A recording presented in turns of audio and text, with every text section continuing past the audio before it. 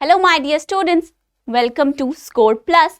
जैसा कि आप सब जानते हैं, मैं हूं आपकी केमिस्ट्री की एजुकेटर राशि मैम और हम साथ में मिलकर फन के साथ डिस्कस करते हैं अपनी केमिस्ट्री को और स्ट्रॉन्ग बनाते हैं अपने केमिस्ट्री के कॉन्सेप्ट्स को। तो चलिए देखते हैं आज के लेक्चर में आखिर करने क्या वाले हैं हम। तो बच्चों, आप पहले से ही जानते हो कि हम कौन सा चैप्टर डिस्कस कर रहे हैं।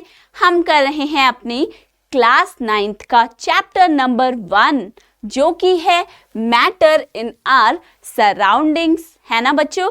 तो इस चैप्टर के बारे में हमने काफी सारा डिस्कशन किया है अपने प्रीवियस लेक्चर्स में। उसके बाद हमने इस चैप्टर के सभी एनसीईआरटी क्वेश्चन को डिटेल्ड में डिस्कस किया है। तो आज हम क्या करने वाले हैं, आज हम अपने एनसीईआरटी के बचे हुए क्वेश्चंस को डिस्कस करेंगे। तो ये कौन सा चैप्टर है? चैप्टर नंबर 1 क्लास 9 और आज का हमारा है लेक्चर नंबर 7। तो चलो आज का डिस्कशन शुरू करें। तो सबसे पहले देखते हैं आज हम कौन एनसीईआरटी के जो आपका इन टेक्स्ट क्वेश्चन है पेज नंबर 10 उससे स्टार्ट कर रहे हैं। तो सबसे पहले क्वेश्चन देखिए बच्चे, क्या कह रहा है? Why does a desert cooler cool better on a hot dry day. जब एक हॉट ड्राई डे होगा मतलब बहुत ज्यादा गर्मी होगी, लेकिन ड्राई डे है मतलब जब हम कहते हैं ना बच्चे कि आज बहुत चिपचिपी गर्मी हो रही है, मतलब आज बहुत ज्यादा ह्यूमिडिटी है, राइट? वो नहीं है। क्यों नहीं है? क्योंकि इन्होंने हमें बोला है कैसा दिन है, वो है एक हॉट ड्राई डे।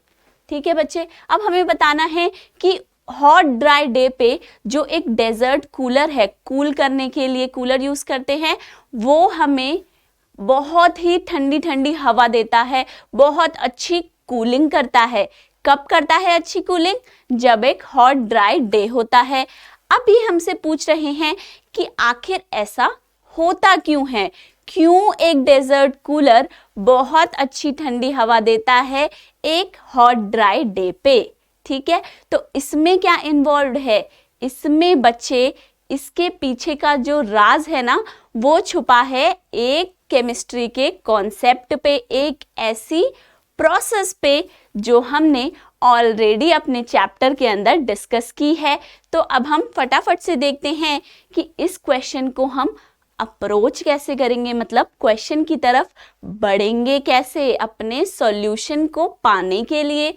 तो चलो देखते हैं। तो सबसे पहले ये देखेंगे, इस पे ध्यान दीजिए, हॉट ड्राई डे। ठीक है, तो आप ये लिख लो कि हमें कैसी कंडीशन दी गई है, हॉट ड्राई डे है। तो इससे आपको बच्चे दो चीजें पता चलेंगी। क्या? पहली तो ये हॉट है मतलब आज बहुत ज्यादा गर्मी है। तो गर्मी ज्यादा होने का मतलब आप कहेंगे कि आज टेम्परेचर जो है वो है ज्यादा, यानी कि हाई। ठीक है बच्चे, एक तो आपको ये चीज पता चल गई।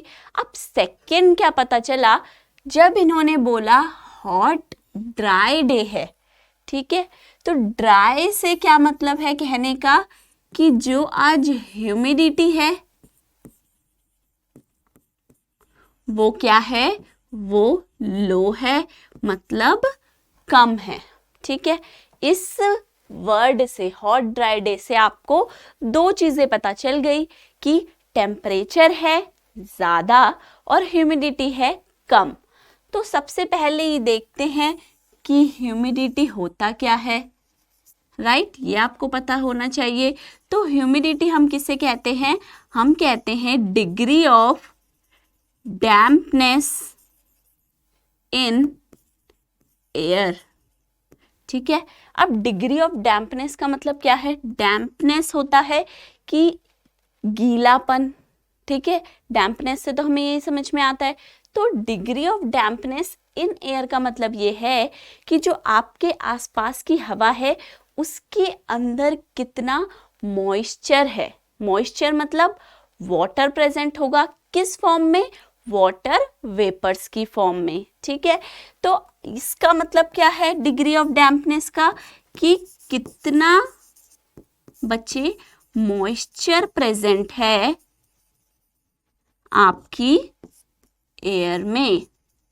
ठीक है, मॉइस्चर से आप क्या समझे कि वाटर के वेपर्स प्रेजेंट होंगे एयर के अंदर। ओके, ये आपको समझ में आ गया कि ह्यूमिडिटी होती क्या है। और आज कैसा दिन है? आज का दिन बहुत ही हॉट एंड ड्राई है, मतलब ज्यादा टेम्परेचर वाला और कम ह्यूमिडिटी वाला दिन है। अब देखते हैं क्या कि जो हमारा है डेजर्ट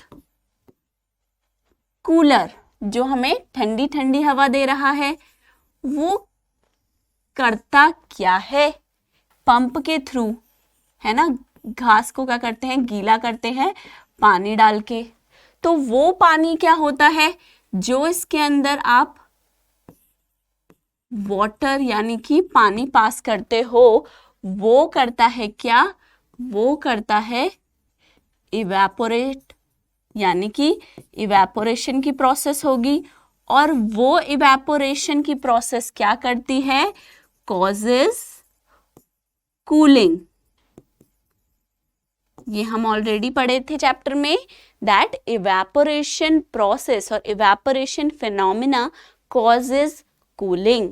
ठीक है, तो यानी कि ये इवेपोरेशन के थ्रू ही तो कूलिंग कर रहा है, इवेपोरेशन की प्रोसेस के थ्रू हमें ठंडी ठंडी हवा दे रहा है।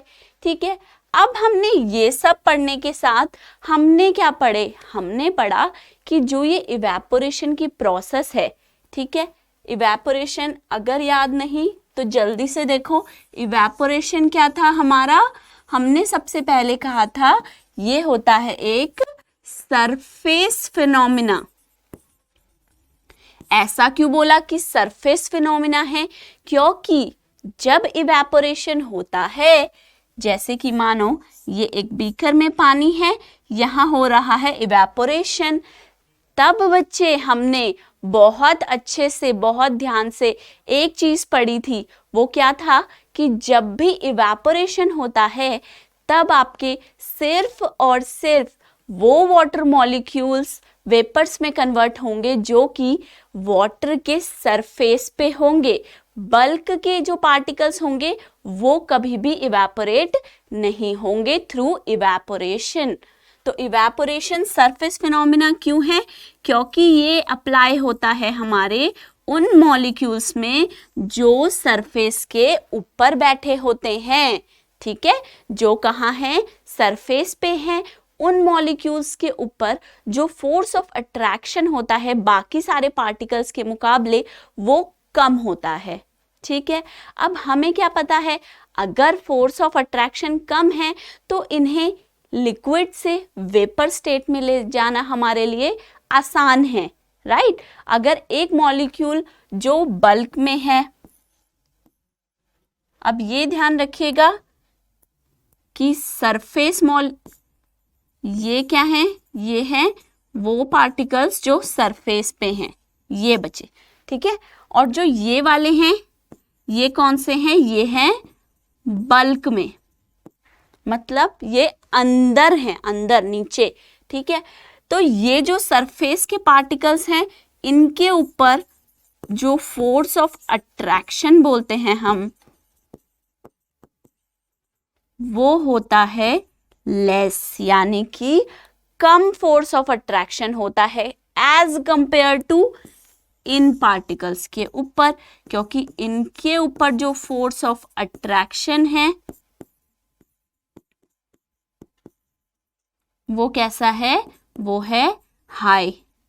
ठीक है, इनके ऊपर ज्यादा फोर्स ऑफ अट्रैक्शन लग रहा है और जो सरफेस पे है उन पे कम फोर्स ऑफ अट्रैक्शन लग रहा है।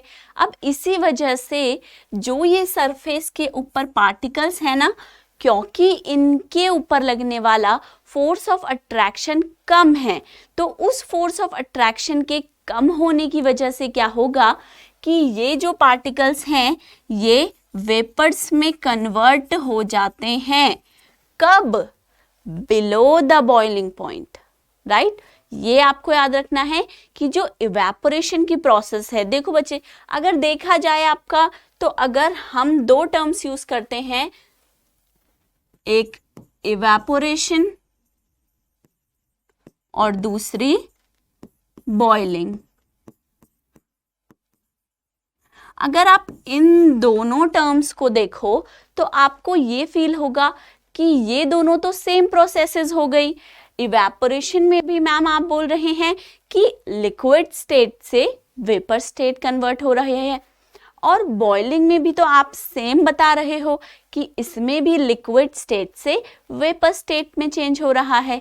लेकिन ध्यान कौन से पॉइंट पे देना है कि जो हमारी बॉइलिंग है ना, बॉइलिंग लिक्विड पार्टिकल्स को चेंज करता है, कहाँ?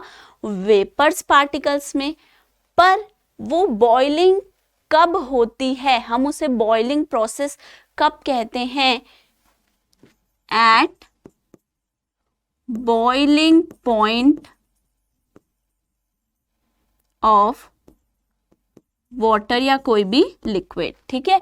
बॉइलिंग कब होगी? बॉइलिंग तब होगी जब आप उसे एक बॉइलिंग पॉइंट, एक मार्क टेम्परेचर तक पहुंचा दोगे, उसके बाद लिक्विड जो है वेपर्स में चेंज होगा, बदलेगा, ठीक है। पर इवेपोरेशन कब होती है? इवेपोरेशन की प्रोसेस होती है बिलो द बॉइलिंग पॉइंट, मतलब लिक्विड का बॉइलिंग पॉइंट नहीं आया, पर फिर भी वो क्या कर रहा है, वो कुछ पार्टिकल्स को वेपर स्टेट में कन्वर्ट कर रहा है। कैसे कर रहा है? क्योंकि वो पार्टिकल्स कहाँ हैं? वो पार्टिकल्स हैं आपके सरफेस पे, और सरफेस पे होने की वजह से उन पार्टिकल्स के ऊपर लगने वाला फोर्स ऑफ अट्रैक्शन कम हो गया। अब फोर्स ऑफ अट्रैक्शन कम होने की वजह से वो बॉइलिंग पॉइंट से पहले ही, मतलब below the boiling point, they will get converted into vapours. वो क्या करेंगे? लिक्विड से वेपर में कन्वर्ट हो जाएंगे बॉइलिंग पॉइंट के नीचे, ठीक है बच्चे। तो ये क्या था? ये तो आपने देख लिया कि इवेपोरेशन की प्रोसेस क्या होती है, कैसे होती है, क्यों हम इवेपोरेशन को कहते हैं कि वो एक सरफेस फिनोमिना होता है, ठीक है। तो ये सब देख लिया। अब इसके बाद हम क्वेश्चन पे आ जाते हैं वापस, क्योंकि ये तो वो कॉन्सेप्ट थे बच्चे जो आपको जानना और सीखना जरूरी है अगर आप बात कर रहे हैं किसके बारे में? इवेपोरेशन के बारे में। ओके, तो अब हम देखते हैं कि क्वेश्चन का आंसर क्या होगा। आंसर ये होगा कि जो हमारी इवेपोरेशन की प्रोसेस है, ये क्या करती है? ये कुछ फैक्टर्स के ऊपर डिपेंड करती है। अब फैक्टर्स के ऊपर डिपेंड करने का मतलब क्या हुआ? ये मतलब हुआ कि वो जो फैक्टर्स होंगे, अगर आप उन्हें बढ़ाएंगे तो इवेपोरेशन बढ़ जाएगा, अगर आप उन्हें कम करेंगे तो इवेपोरेशन कम हो जाएगा, या इसका उल्टा भी हो सकता है, ठीक है। तो इसका मतलब क्या है? वो ऐसे पैरामीटर्स हैं जिनके ऊपर क्या डिपेंड करेगा हमारा, आप लिखोगे रेट ऑफ इवेपोरेशन। रेट का मतलब क्या है? कि कोई चीज टाइम के साथ कैसे चेंज हो रही है। हम बोलते हैं इवेपोरेशन का रेट ज्यादा है। कब बोलेंगे हम ऐसे? इवेपोरेशन का रेट ज्यादा है जब इवेपोरेशन की प्रोसेस टाइम के साथ जल्दी जल्दी होगी, ठीक है। और बोलेंगे इवेपोरेशन का रेट कम है, तो उसका मतलब क्या होगा कि इवेपोरेशन की प्रोसेस टाइम के साथ धीरे धीरे हो रही है, कम हो रही है, ठीक है। तो रेट ऑफ इवेपोरेशन के वो दो पैरामीटर्स जो हमें यहाँ पे दी गए हैं, कहाँ? हॉट ड्राई डे में। वो क्या है बच्चे? वो पहला है टेम्परेचर और दूसरा है ह्यूमिडिटी, ठीक है। अब मैं आपको बता दूं ये कि अगर टेम्परेचर बढ़ेगा, टेम्परेचर इंक्रीजेस, देयरफॉर इवेपोरेशन भी बढ़ेगा। ठीक है, इवेपोरेशन क्या करेगा? रेट ऑफ इवेपोरेशन टेम्परेचर के साथ इंक्रीज होता है, बढ़ जाता है। दूसरी तरफ देखिए humidity, if humidity decreases,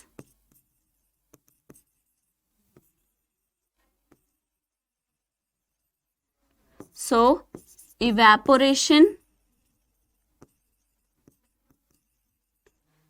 increases। ठीक है, जब आप टेम्परेचर को बढ़ाते हो तब आप क्या कर रहे हो? आप जो वो सरफेस के ऊपर मॉलिक्यूल्स पार्टिकल्स बैठे हैं ना, उन्हें आप हीट एनर्जी दे रहे हो टेम्परेचर बढ़ाकर।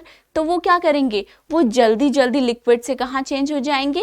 वेपर स्टेट में चेंज हो जाएंगे। यानी कि क्या कर दिया आपने? आपने बच्चे टेम्परेचर बढ़ा के क्या करा है? रेट ऑफ इवेपोरेशन को बढ़ाया है। दूसरी तरफ देखिए ह्यूमिडिटी, ह्यूमिडिटी मैंने आपको पहले ही बता दिया, मतलब आपकी एयर के अंदर कितना मॉइस्चर है, कितने वाटर पार्टिकल्स पहले से ही बैठे हैं। अगर सपोज कीजिए कि ह्यूमिडिटी ज़्यादा है, हम कहते हैं ना ओहो आज तो बहुत ज़्यादा ह्यूमिडिटी है, बहुत चिपचिपाहट हो रही है। क्यों? क्योंकि उस समय क्या होगा बच्चे, जो मॉइस्चर एयर में है वो आपके हैंड पे आ जाएगा और चिपचिपाहट महसूस होगी। ठीक है, तो अगर मानो ह्यूमिडिटी ज़्यादा है, मतलब वाटर के अंदर पहले से ही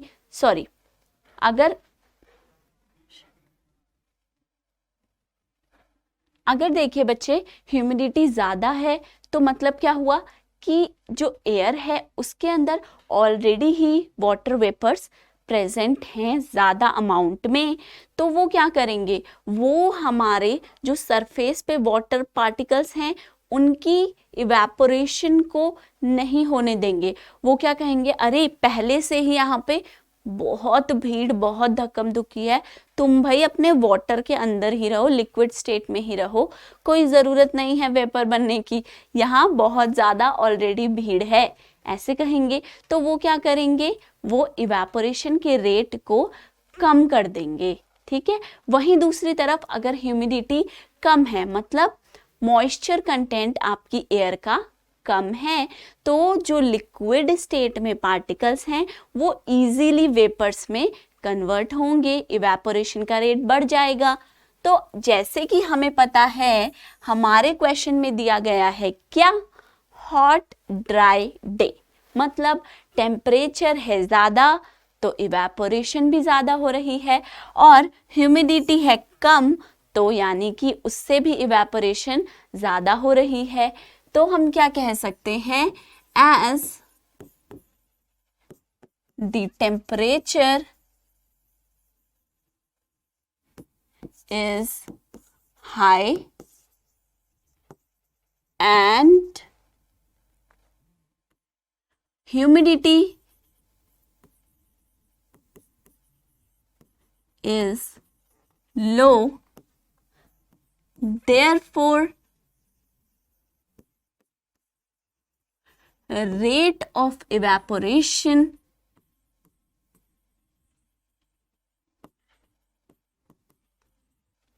is high. Okay, and we also know what?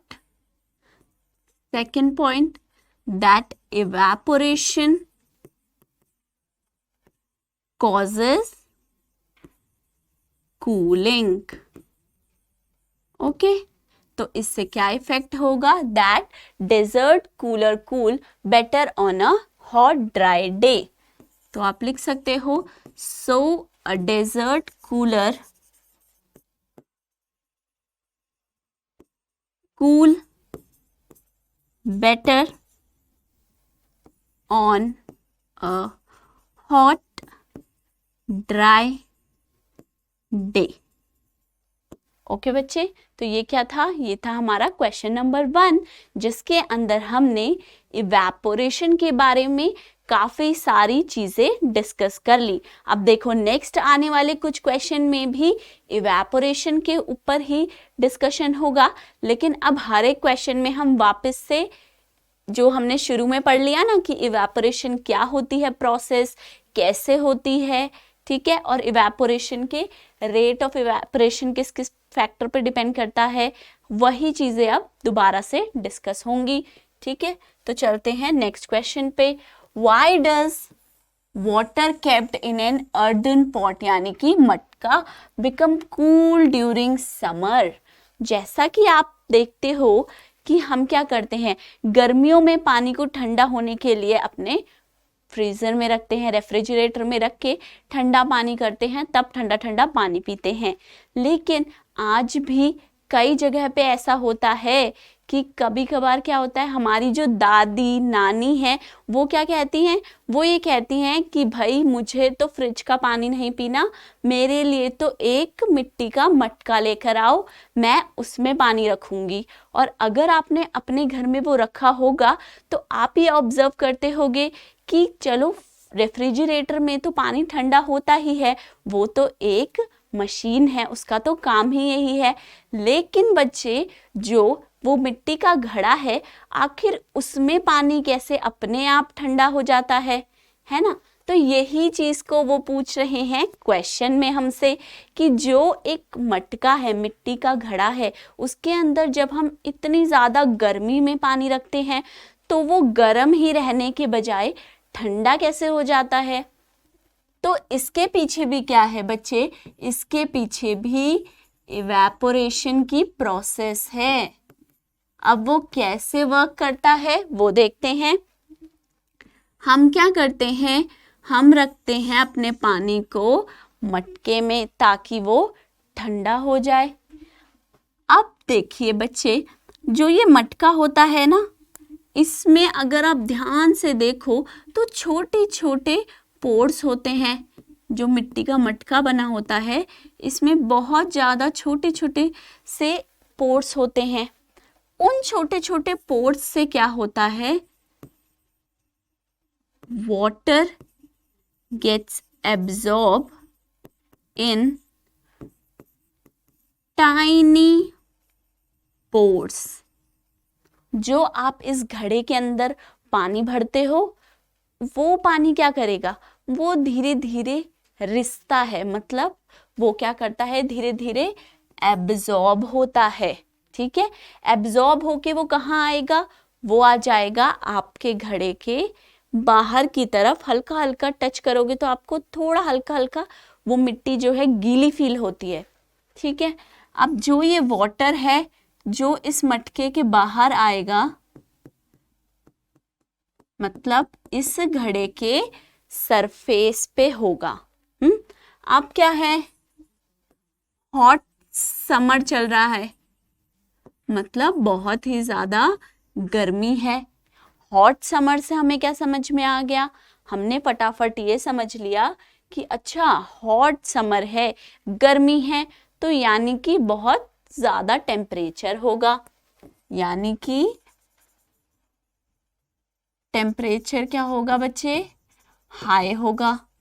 ठीक है, तो क्या होगा, जो ये वाटर है एब्जॉर्ब इन टाइनी पोर्स, ठीक है, उसके बाद क्या होगा, द वाटर प्रेजेंट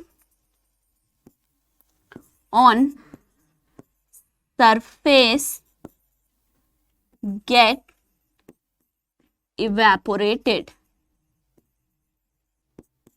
क्या होगा, जो ये हल्का फुल्का पानी छोटे छोटे से टाइनी पोर्स से रिस रिस के बाहर आके हमारे मटके को क्या करता है, हल्का सा बाहर से गीला कर देता है। वो पानी क्या होगा, क्योंकि हॉट समर डे है तो क्या होगा, टेम्परेचर है ज़्यादा, तो वो पानी धीरे धीरे उस मटके के ऊपर से इवेपोरेट होने लगेगा, अंडर इवेपोरेशन जाएगा। और जब इवेपोरेशन होगी तो हमने तो यही पढ़ा है क्या, that evaporation causes cooling. Evaporation से क्या होता है? कूलिंग होती है। तो जान लेते हैं फटाफट कि आखिर इवेपोरेशन से कूलिंग होती ही क्यों है। क्यों होती है बच्चे? क्योंकि जब हमारी इवेपोरेशन की प्रोसेस होती है उसमें क्या हो रहा है? लिक्विड के पार्टिकल्स को लिक्विड स्टेट से जाना है वेपर स्टेट में। अब क्योंकि चेंज ऑफ स्टेट करना है तो उस चेंज ऑफ स्टेट के लिए बच्चे हीट एनर्जी तो चाहिए ही, अपने आप तो नहीं हो जाएगा। तो क्या होगा? जो आपके सराउंडिंग एटमॉस्फेयर है ना, वहां से वो वाटर के पार्टिकल्स हीट एनर्जी को अपनी तरफ खींचेंगे। राइट? क्या करेंगे वो वाटर पार्टिकल्स? यहां देखो, जो भी सरफेस पे पार्टिकल्स होंगे इन्हें क्या चाहिए? इन्हें चाहिए हीट एनर्जी। तो ये क्या करेंगे? ये अपनी सराउंडिंग से हीट एनर्जी को एब्जॉर्ब करेंगे, हीट एनर्जी को लेंगे। और ऐसा करके क्या होगा कि जब ये वो हीट एनर्जी लेंगे तब इनकी काइनेटिक एनर्जी बढ़ जाएगी, और जैसे ही काइनेटिक एनर्जी बढ़ेगी तो ये उछल उछल के कूद कूद के अपने आप कहाँ पहुंच जाएंगे? लिक्विड से सीधा वेपर स्टेट में। इन्हें क्या मिल जाएगी? इन्हें मिल जाएगी आज़ादी इस लिक्विड स्टेट से, और ये पहुंच जाएंगे सीधा वेपर स्टेट में। ठीक है बच्चे, ये तो इवेपोरेशन हुआ इन पार्टिकल्स का। ये चले गए कहाँ? लिक्विड से सीधा वेपर स्टेट में। पर दूसरी तरफ सराउंडिंग्स में क्या हुआ? राइट? यहां से इन्होंने हीट एनर्जी ली, हीट एनर्जी एब्जॉर्ब करी। तो यहां क्या होगा? यहां हो जाएगी कूलिंग। इसीलिए हम कहते हैं क्या? That evaporation causes cooling. जब भी इवेपोरेशन होगा कूलिंग साथ में होगी जरूर। ठीक है, तो ये सब हमने देख लिया। अब जब मटके में जो पानी बाहर रिस कर आता है वो इवेपोरेट करता है, वो क्या करता है? लिक्विड से चला जाता है वेपर स्टेट में। उसके लिए क्या करा उसने? वो जो मटका है उससे हीट ली। ठीक है, तो जब ये हीट लेगा इससे हीट एनर्जी, और बन जाएंगे क्या? वेपर्स में चले जाएंगे। तो उस प्रोसेस में क्या होगा? जो ये आपका मटका है ना मिट्टी का, वो ठंडा हो जाएगा, क्योंकि वाटर के पार्टिकल्स उससे हीट एनर्जी ले गए बाहर। ठीक है, इसीलिए वो ठंडा हो जाता है, और उस ठंडा होने की वजह से वो पानी को भी ठंडा कर देता है। तो हम क्या लिखेंगे? ये तो आपने समझ लिया ना कि हो क्या रहा है। अब देखते हैं कि हम बताएंगे क्या, मतलब कैसे हो रहा है। तो हम ये लिखेंगे that in an earthen pot very tiny pores are present। मतलब बहुत छोटे छोटे पोर्स प्रेजेंट होते हैं हमारे मिट्टी के घड़े में। Water undergo evaporation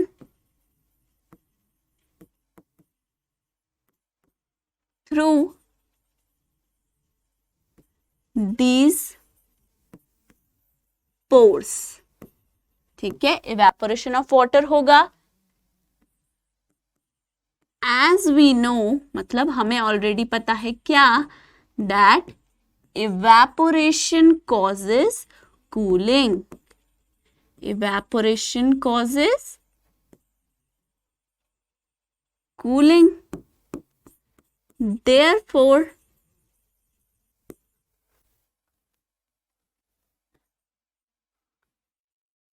an earthen pot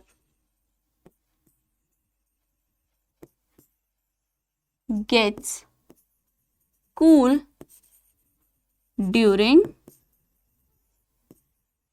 summer. ठीक है, क्यों ठंडा हो रहा है? इवेपोरेशन की वजह से हो रहा है। अब एक और चीज आप बता सकते हो, as temperature is high, temperature ज्यादा है ना क्योंकि समर डे है, तो टेम्परेचर के हाई होने की वजह से क्या होगा? Rate of evaporation increases, rate of evaporation भी बढ़ जाएगा। क्यों बढ़ जाएगा? क्योंकि हॉट समर डे है, गर्मी है, टेम्परेचर बढ़ गया। टेम्परेचर बढ़ने के साथ साथ रेट ऑफ इवेपोरेशन भी बढ़ जाएगा, और जो वो मिट्टी का घड़ा है वो क्या हो जाएगा? जल्दी से कूल हो जाएगा, ठंडा हो जाएगा, और उसका पानी ठंडा ठंडा मिलेगा हमें। ठीक है बच्चे, ये समझ लिया। नेक्स्ट क्वेश्चन पे चले। Why does our palm feel cold when we put some acetone or petrol or perfume on it? ठीक है, सबसे पहले क्या होगा यहाँ पे? Obviously evaporation होगा। ठीक है, क्या होता है? Evaporation of, कोई भी ले लो आप एग्जाम्पल, एसीटोन ले लेते हैं हम, तीनों के लिए सेम चीज होगी, चाहे वो एसीटोन है, पेट्रोल है या फिर परफ्यूम है। तो evaporation of acetone will take place. सबसे पहले ये देख लिया हो क्या रहा है। जैसे ही आप एसीटोन को अपने हाथ में लोगे, यानी कि पाम में लोगे, तो उस एसीटोन का क्या होगा? इवेपोरेशन होगा। ठीक है बच्चे, अब वो इवेपोरेशन जो हो रहा है वो कैसे होता है? अभी अभी मैंने आपको लास्ट क्वेश्चन में बताया कि वो इवेपोरेशन होने के लिए, मतलब जो यहाँ पे पार्टिकल्स हैं, कहाँ हैं? आपकी पाम में। ये आपके हाथ में जो पार्टिकल्स हैं एसीटोन के, इन्हें इवेपोरेट होना है, मतलब इन्हें क्या करना है? इन्हें लिक्विड से वेपर बनना है। ठीक है, अब हमें पता है क्या कि लिक्विड से वेपर स्टेट में जाना है तो हीट एनर्जी तो चाहिए होगी, राइट? तो इन्हें क्या चाहिए? Heat energy. तो ये क्या करते हैं? ये हीट एनर्जी एब्जॉर्ब करते हैं सराउंडिंग से। अब इसमें हमने अपने हाथ में, अपने पाम में रखा है, तो ये पार्टिकल्स जो हैं वो हीट एनर्जी कहाँ से लेंगे? हमारी पाम से लेंगे, हमारे हाथ से लेंगे। क्या? Heat energy. तो जब ये पार्टिकल यहाँ से हीट एनर्जी लेंगे और वेपर स्टेट में चले जाएंगे, तब क्या होगा बच्चे? हमारे जो हाथ है इसमें हमें क्या महसूस होगा? कूलिंग महसूस होगी, ठंडक महसूस होगी। क्यों होगा ऐसे? क्योंकि हमारे जो हाथ है यहाँ से पार्टिकल्स ने हीट एनर्जी ली है वेपर स्टेट में जाने के लिए, इसलिए हमें हाथ में फील होती है कूलिंग। तो evaporation of acetone will take place, evaporation होगा। आप ये बोल सकते हो फॉर इवेपोरेशन क्या होगा बच्चे? Heat energy is absorbed from our palm। मतलब उस इवेपोरेशन को कराने के लिए जो एनर्जी है वो कहाँ से आएगी? आपके हाथों में है एनर्जी, जादू।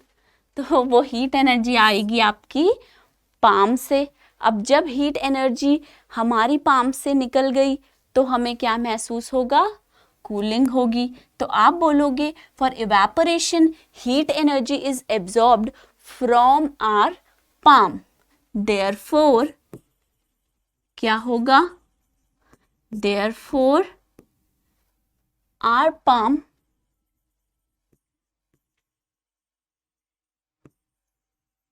Feel cold. हमारे हाथ में क्या महसूस होगा? हमें ठंडक महसूस होगी। ठीक है, क्योंकि हमारे हाथ से हीट एनर्जी निकली है बाहर, इसीलिए हमें हाथ में कैसा महसूस होता है, ठंडक महसूस होगी। ठीक है, तो ये क्वेश्चन हो गया थर्ड। अब नेक्स्ट पे चलते हैं। Why are we able to sip hot tea or milk faster from saucer rather than a cup? ठीक है, चाय पीते हैं तब हम क्या करते हैं, देखो जिसको तो पीनी होती है एकदम गरम गरम चाय, कई लोग होते हैं ऐसे भी जिन्हें बहुत गरम चाय पसंद होती है, तो वो तो कप से पीते हैं। अब कई ऐसे लोग भी होते हैं जिन्हें ठंडी चाय चाहिए होती है, तो वो क्या करते हैं, कई तो फूंक मार मार के उसे ठंडा करने की कोशिश करते हैं, और कई लोग ऐसे भी होते हैं जो क्या करते हैं, उस कप से सॉसर में चाय को डालते हैं और उससे बड़े मजे से पी जाते हैं। राइट, तो इस चीज में क्या ऑब्जर्व करना है, ये कि जब वो चाय कप में थी तब वो बहुत ही टाइम लगा के ठंडी होती है, लेकिन जब उसी चाय को हम सॉसर में लेते हैं तब वो फटाफट से ठंडी हो जाती है। तो इन दोनों चीजों में आखिर डिफरेंस क्या है, राइट? तो हमें ये पता है कि जब चाय हमारी ठंडी होगी, कैसे होगी, जब वाटर के पार्टिकल्स इवेपोरेट होंगे। तो हमें ये तो पता है कि कहीं ना कहीं इवेपोरेशन का ही हाथ है, राइट बच्चे? अब यहाँ देखिए क्या कि रेट ऑफ इवेपोरेशन डिपेंड करता है डिफरेंट फैक्टर्स पे, राइट? हमने पढ़ा हुआ है कि रेट ऑफ इवेपोरेशन डिफरेंट अलग अलग फैक्टर्स के ऊपर डिपेंड करता है। तो उसमें से एक फैक्टर क्या है, वो है सरफेस एरिया। इसका हमने बच्चे बहुत प्यारा एग्जाम्पल, बहुत अच्छा एग्जाम्पल देखा था कि जब हम कपड़े सुखाते हैं, अगर हम कपड़ों को ऐसे एक साथ इकट्ठा करके डाल आए, जैसे हम सभी बच्चे डालते हैं, तो वो कपड़े बहुत देर से सूखते हैं। लेकिन अगर मम्मी जैसे कपड़े डालती है पूरा फैला फैला के अच्छे से, तो वो कपड़े फटाफट जल्दी सूखते हैं। तो दोनों चीज़ों में क्या डिफरेंस आता है, रेट ऑफ इवेपोरेशन का। वो किस पे डिपेंड कर रहा है, इस पे डिपेंड कर रहा है, सरफेस एरिया के ऊपर डिपेंड कर रहा है। तो सरफेस एरिया के ऊपर जो रेट ऑफ इवेपोरेशन डिपेंड करता है, वो कैसे करता है, अगर सरफेस एरिया हाई होगा, ज्यादा होगा, तो रेट ऑफ इवेपोरेशन फास्ट होगा, जल्दी होगा। ऐसा क्यों? देखो एक एग्जाम्पल लेते हैं। अगर मैं कहूँ इतने एरिया से पार्टिकल्स को इवेपोरेट होना है, ठीक है, तो इस एरिया से जो पार्टिकल्स होंगे कहाँ, हमें पता है इवेपोरेशन में सिर्फ और सिर्फ सरफेस के पार्टिकल्स ही तो इवेपोरेट होंगे, ठीक है, क्योंकि कम सरफेस होने की वजह से कम पार्टिकल्स हैं, इस वजह से रेट ऑफ इवेपोरेशन कम होगी। वहीं आप बहुत ज़्यादा सरफेस एरिया ले लो तो उसके अंदर बहुत सारे पार्टिकल्स आ जाएंगे आपके, कहाँ, सरफेस के ऊपर। इवेपोरेशन में सिर्फ और सिर्फ सरफेस के पार्टिकल्स को देखना है, अंदर के पार्टिकल्स को हमें नहीं देखना, उनसे कोई हमें मतलब नहीं है अभी, ठीक है? तो सरफेस पे जैसे ही सरफेस एरिया बढ़ा, सरफेस के ऊपर पार्टिकल्स भी बढ़े, और उसकी वजह से क्या हुआ, उसकी वजह से क्या होगा, रेट ऑफ इवेपोरेशन भी ज्यादा होगा, ठीक है? यहाँ पे क्या है, लेस सरफेस पार्टिकल, और यहाँ high number of surface particle हैं। समझ में आ गया? सरफेस एरिया बढ़ने से क्या होगा, रेट ऑफ इवेपोरेशन बढ़ेगा। अब अपने क्वेश्चन पे आते हैं। क्या करा है, कप में चाय देर से ठंडी होती है, जबकि जो सॉसर होता है कुछ ऐसा ही होता है, उसमें जल्दी ठंडी होती है। यहाँ देखो बच्चे, कम सरफेस एरिया है और यहाँ ज़्यादा सरफेस एरिया है, राइट?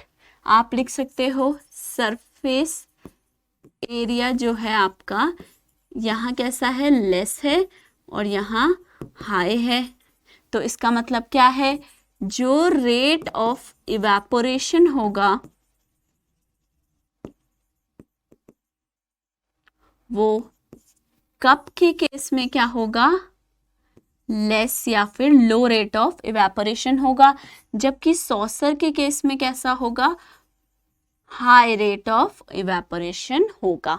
ठीक है, बेसिकली किसके ऊपर डिपेंड करता है, इवेपोरेशन के रेट के ऊपर। और वो इवेपोरेशन का रेट किस पे डिपेंड करता है, आपका सरफेस एरिया के ऊपर।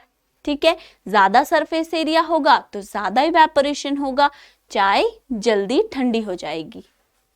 तो अब आप यहाँ पे क्या बताएंगे, आप ये लिख सकते हो, why are we able to sip hot tea or milk faster from saucer than a cup? तो इसके आंसर में बच्चे आप लिख दो,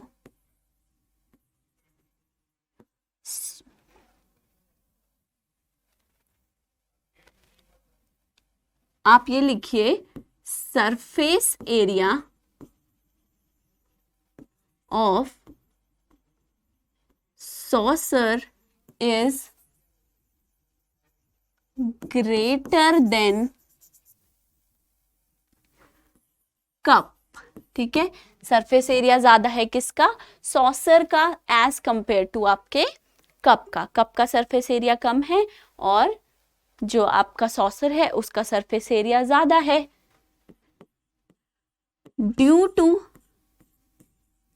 इंक्रीज इन, किस चीज का इंक्रीज हुआ है, सरफेस एरिया का। उससे क्या होगा, ड्यू टू इंक्रीज, यानी कि सरफेस एरिया बढ़ने की वजह से क्या होगा, due to increase in surface area, rate of evaporation increases. Rate of evaporation increases, rate of evaporation बढ़ जाएगा। ठीक है, जैसे ही रेट ऑफ इवेपोरेशन बढ़ेगा तो आपकी चाय जल्दी ठंडी होगी। तो यानी कि आप बोल सकते हो,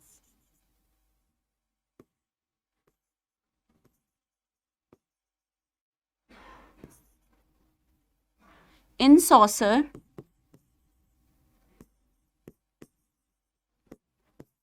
टी कूल्स फास्टर, यानी कि जल्दी ठंडी हो रही है, then cup as the rate of evaporation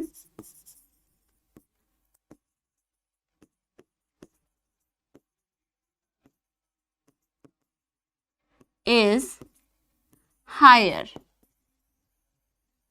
उस रेट ऑफ इवेपोरेशन के बढ़ने की वजह से क्या होगा, चाय जल्दी ठंडी हो जाएगी सॉसर में एज कंपेयर टू आपके कप में। कप में देर में ठंडी होगी और सॉसर में जल्दी फटाफट ठंडी हो जाएगी। चलो अब नेक्स्ट क्वेश्चन पे चलते हैं। नेक्स्ट है, what type of clothes should we wear in summer, यानी कि गर्मियों में हमें कैसे कपड़े पहनने चाहिए। ये क्वेश्चन तो परफेक्ट है मॉम्स के लिए। मम्मी से जाके पूछो, मम्मी गर्मियों में कैसे कपड़े पहनने चाहिए, तो वो आपको फट से आंसर दे देंगी कि बच्चे गर्मी में तो कॉटन के कपड़े ही पहनने चाहिए, यानी कि कॉटन क्लोथ्स ही पहनने चाहिए। अब ऐसा क्यों कहती है मम्मी कि गर्मियों में कॉटन के कपड़े पहनो, कॉटन क्लोथ्स पहनो? ऐसा इसलिए बिकॉज जो कॉटन होता है, cotton clothes are good absorber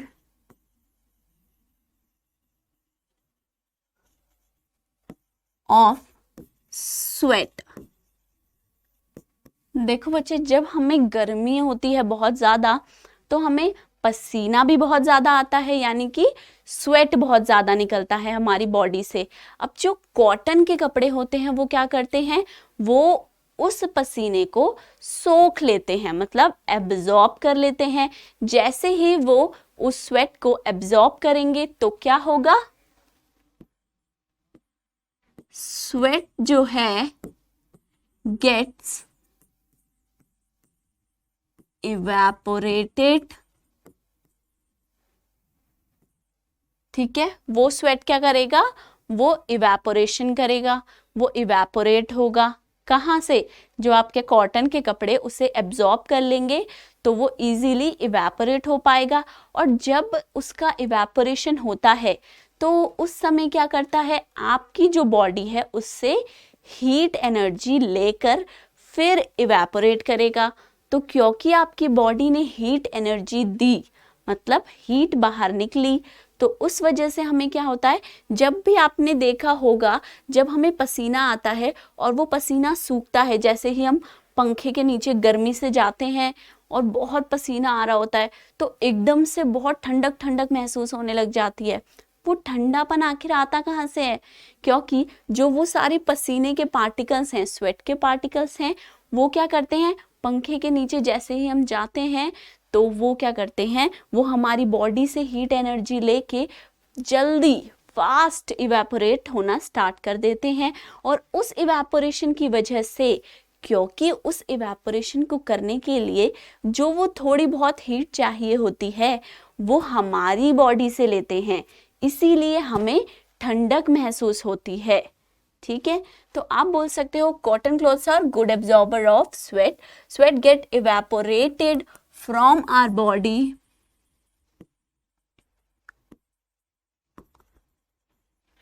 या फिर फ्रॉम आवर बॉडी की जगह आप ये भी बोल सकते हो by absorbing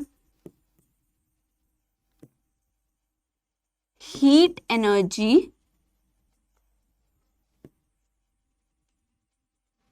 from our body.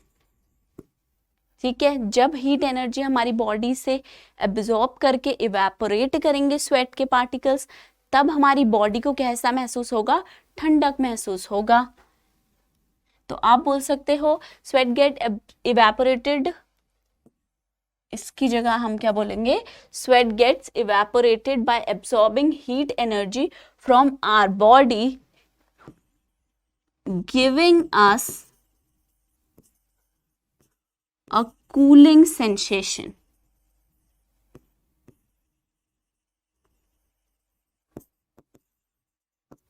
ठीक है, जब वो हीट एनर्जी लेके इवेपोरेट होंगे तो हमें कैसा महसूस होगा, हमें अपनी बॉडी में ठंडक महसूस होगी, ठंडापन लगेगा। ठीक है, अब आगे चलते हैं नेक्स्ट क्वेश्चन पे। नेक्स्ट क्वेश्चन बच्चे है एक्सरसाइज का क्वेश्चन है, convert the following temperatures to the Celsius scale.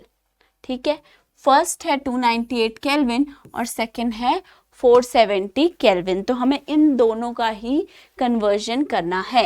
तो सबसे पहले इम्पॉर्टेंट चीज जो है, जो हमें पता होनी चाहिए कि जो है आपका डिग्री सेल्सियस और केल्विन स्केल, इनको कैसे चेंज करते हैं। ठीक है, तो ये ऑलरेडी भी हम देख चुके हैं पर दोबारा देख लेते हैं। हमें जैसे केल्विन में टेम्परेचर दिया है और हमें निकालना है डिग्री सेल्सियस में, तो हम क्या करेंगे, जो केल्विन में टेम्परेचर है उसमें से 273 सब्ट्रैक्ट कर देंगे तो हमारे पास आ जाएगा डिग्री सेल्सियस में टेम्परेचर। देखते हैं क्वेश्चन से, ए पार्ट में क्या दिया है, ए पार्ट में दिया है 293 केल्विन, जिसमें से हम क्या करेंगे 273 सब्ट्रैक्ट करेंगे तो हमारे पास आ जाएगा 20 डिग्री सेल्सियस में टेम्परेचर कन्वर्ट हो गया।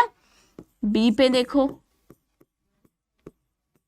बी में आपको कितना केल्विन दिया है 470, तो आप क्या कहोगे 470 माइनस 273 197 डिग्री सेल्सियस। ठीक है, यह आ गया आपका क्या, आपने कन्वर्ट कर दिया टेम्परेचर को, कहाँ से, केल्विन से आप उसको ले गए डिग्री सेल्सियस में। ठीक है, दोनों टेम्परेचर को ही ले गए। तो आप इस फॉर्मूले को याद करेंगे कि ये फॉर्मूला कन्वर्जन का क्या है, जब कहाँ जाना है, केल्विन को डिग्री सेल्सियस में बदलना है, तब हमें इस फॉर्मूले को याद करना है। ठीक है, अब आराम से इसको नोट करिए।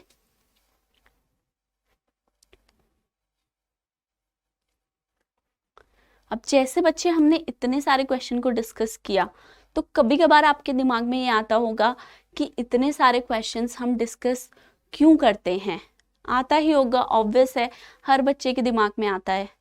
तो बेटा ऐसा होता है कि देखिए, जब भी हम किसी भी चैप्टर के लिए, चाहे वो साइंस, मैथ्स, सोशल स्टडी, आपका कोई भी सब्जेक्ट है, तो हम थ्योरी पढ़ते हैं, तब तक हमें सब्जेक्ट इजी लगता है, ठीक है, क्योंकि थ्योरी में हम क्या करते हैं, 1-on-1 टॉपिक को पढ़ते चलते हैं। लेकिन जब हम अराइव करते हैं चैप्टर के क्वेश्चन के ऊपर, तब असली हमारी नॉलेज जो है वो जज होती है। तब हमें पता चलता है कि क्या क्या टॉपिक या पोर्शन है जो हमें समझ में आया है और कौन से वो टॉपिक्स हैं जो हमें बिल्कुल भी समझ नहीं आए हैं। तो इसीलिए क्वेश्चंस पे जाना, क्वेश्चन के अंदर अपने माइंड को लगाना कि कौन सा क्वेश्चन जो है किस कॉन्सेप्ट को डील कर रहा है, वो बहुत ज़्यादा इम्पॉर्टेंट है, राइट। और अल्टीमेटली भी क्या है, एग्ज़ाम में आपको जब करना है पार्टिसिपेट, तब भी तो आपको क्वेश्चंस को आंसर करना है, तो क्वेश्चन सॉल्व करना बहुत ज़रूरी है। और इसके लिए आपको क्या करना है, हमेशा, चाहे अभी हमने इतने सारे इवेपोरेशन के ऊपर क्वेश्चन डिस्कस किए, कोई भी क्वेश्चन है तो वो हमें ये पता होना चाहिए कि इस क्वेश्चन के अंदर किस टॉपिक के बारे में बात कर रहा है, किस प्रोसेस या फिर किस रिएक्शन की बात करना चाहता है, किस केमिकल फिनोमेना की बात करना चाहता है। तो रिलेटेड कॉन्सेप्ट जो हैं वो हमें पता चलने चाहिए। वो कैसे पता चलेंगे, जब हम क्वेश्चंस को बार बार पढ़ेंगे, हम देखेंगे कि ये पूछना क्या चाहता है। छोटी छोटी चीज़ों को ऑब्जर्व करो, क्वेश्चन के अंदर कितने सारे क्वेश्चन ही आपके जो होते हैं वो ऐसे होते हैं कि सॉल्यूशन भी उनके अंदर ही छुपा मिलता है। तो क्वेश्चन को पढ़ना बहुत अच्छे से ज़रूरी हो जाता है ताकि हम उसका सॉल्यूशन निकाल सके। तो ये नोट कर लिया आपने कैसे कन्वर्जन करना है।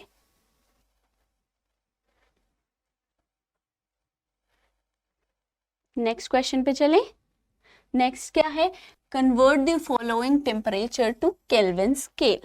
अभी पहले बोला कि केल्विन को डिग्री सेल्सियस में बदल दो, अब बोल रहा है डिग्री सेल्सियस को केल्विन में चेंज कर दो। तो इसका फॉर्मूला क्या लेंगे हम, अगर केल्विन में कन्वर्ट करना है डिग्री सेल्सियस को, तो उस टेम्परेचर में आप ऐड करोगे क्या, 273, तो वो आपका केल्विन स्केल में चला जाएगा। अब एक एक करके देखें।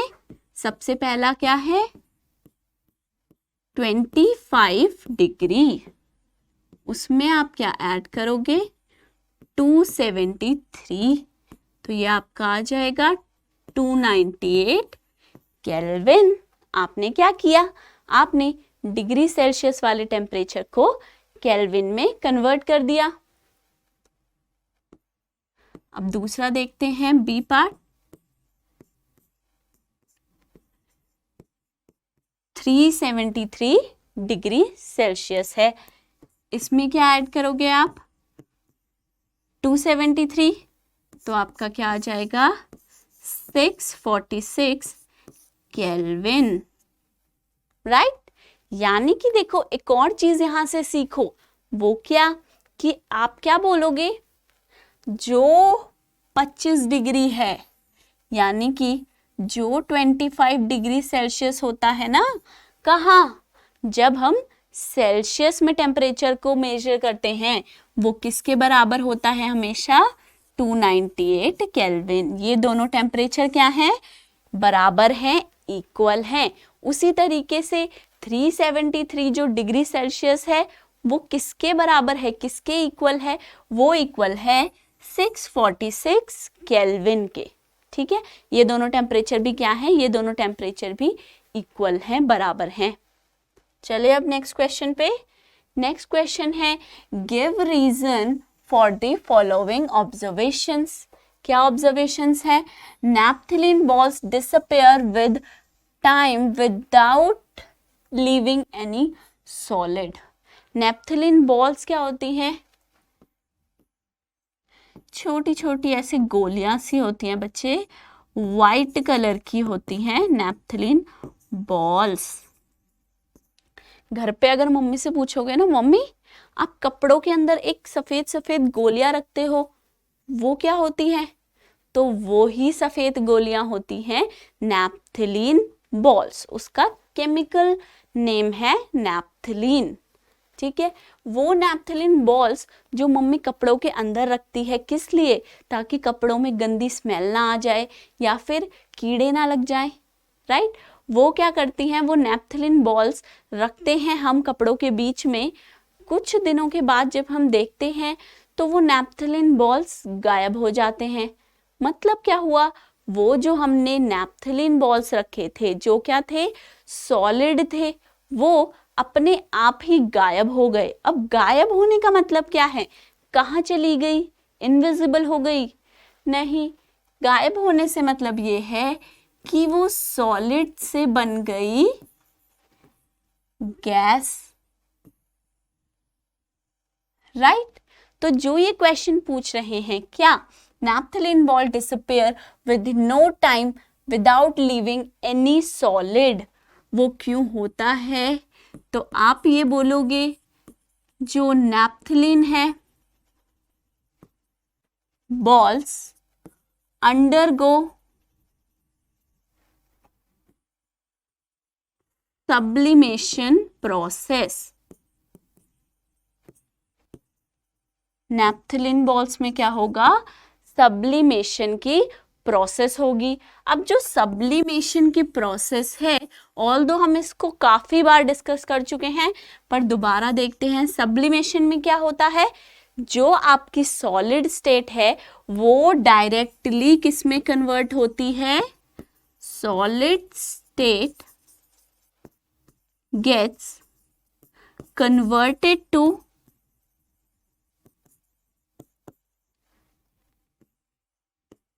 gaseous state directly. ठीक है बच्चे, डायरेक्टली क्यों कह रहे हैं हम? इसलिए कह रहे हैं क्योंकि सीधे सॉलिड से गैस ही जाना है।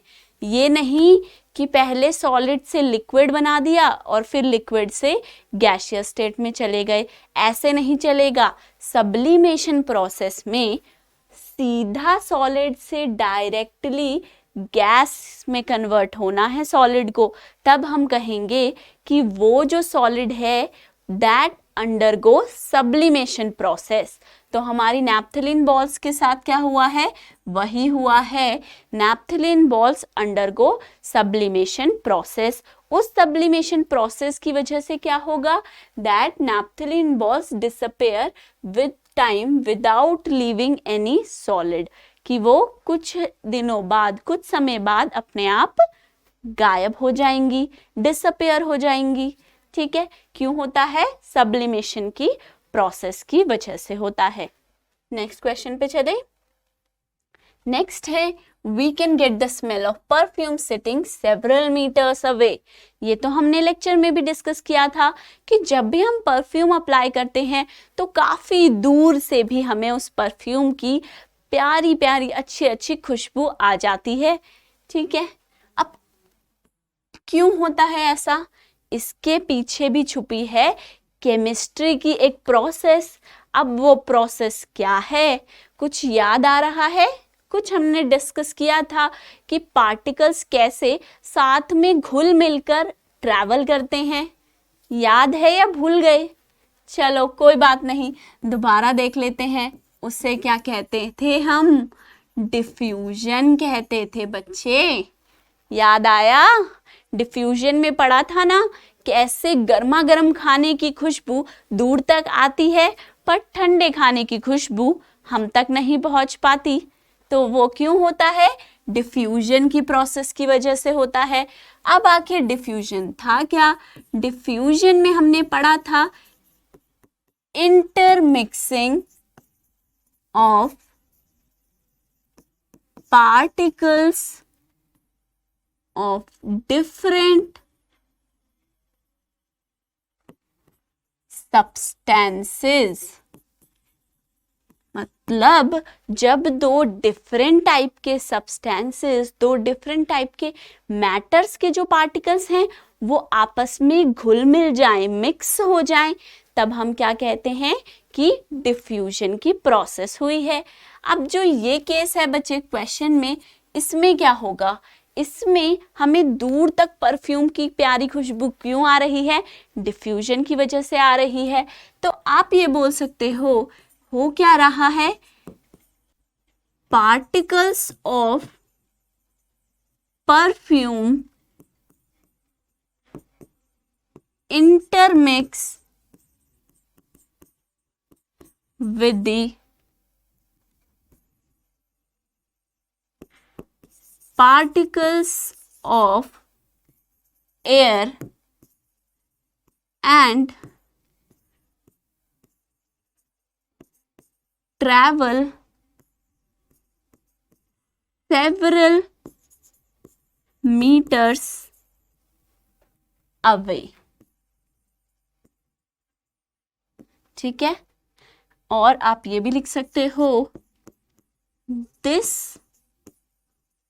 प्रोसेस, या फिर प्रोसेस की जगह आप फिनोमेना यूज कर सकते हो, diffusion phenomena involved is known as diffusion. ठीक है, यहाँ पे आपने क्या बता दिया कि ये जो चीज है, क्यों दूर तक परफ्यूम की खुशबू आ रही है, क्योंकि जो परफ्यूम है वो क्या है, वो एक मैटर है जो बहुत सारे टाइनी पार्टिकल्स के साथ बना है। जब वो परफ्यूम के पार्टिकल्स हमारे आसपास जो एयर है इसके पार्टिकल्स के साथ मिक्स हो जाएंगे, घुल जाएंगे, तो वो क्या करेंगे, वो उन एयर पार्टिकल्स के साथ दूर तक यानी कि सेवरल मीटर्स अवे तक भी ट्रैवल करेंगे, और इसीलिए हमें दूर तक परफ्यूम की खुशबू आ जाएगी। और इस फिनोमेना यानी कि जो ये हो रहा है, क्या हो रहा है, इंटरमिक्सिंग ऑफ पार्टिकल्स, किन पार्टिकल्स की, दो डिफरेंट सब्सटेंसेस के पार्टिकल्स की। इस प्रोसेस को हम क्या कहेंगे, डिफ्यूजन। ठीक है, तो हम कहेंगे डिफ्यूजन की वजह से ऐसा हो रहा है। और जब हम डिफ्यूजन बताएंगे तो हम ये भी बता देंगे कि particles of perfume are mixing with particles of air. ठीक है, अब नेक्स्ट क्वेश्चन पे चले।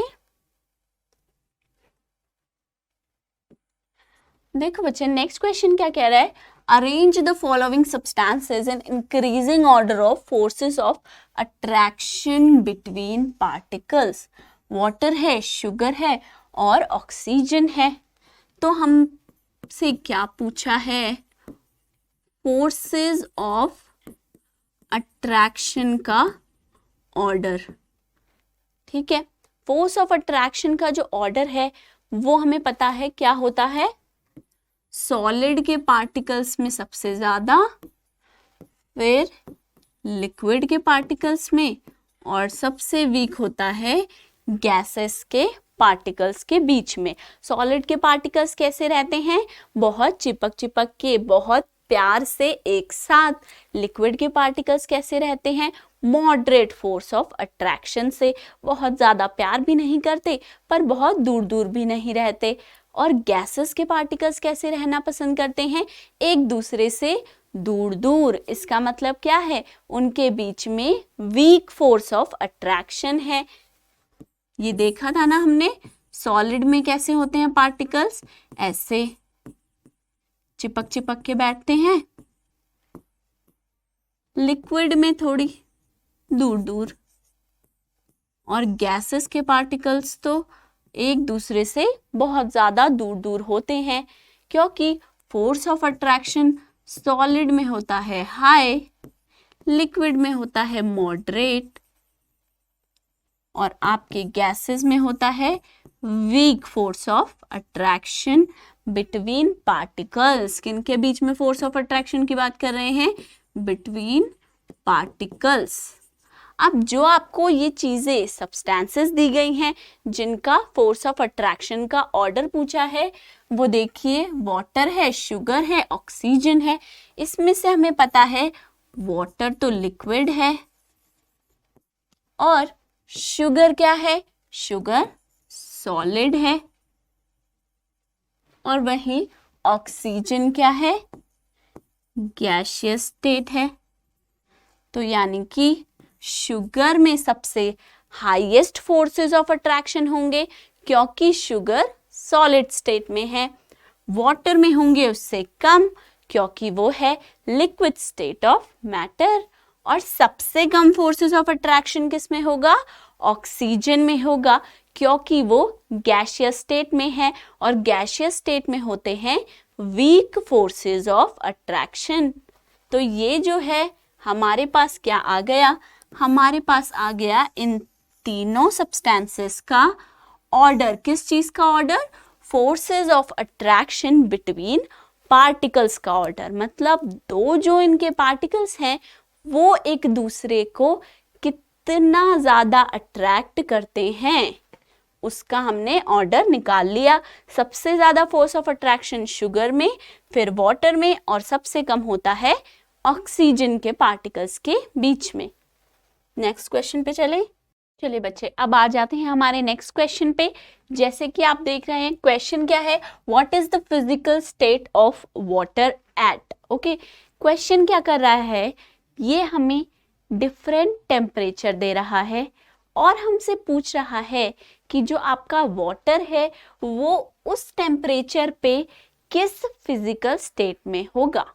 अगर आपको याद हो तो ये आपको पता होना चाहिए कि जो वाटर है इसकी जो क्या है बच्चे, फिजिकल स्टेट है वो कितनी देखी है हमने, कितनी होती है फिजिकल स्टेट ऑफ वाटर, 3।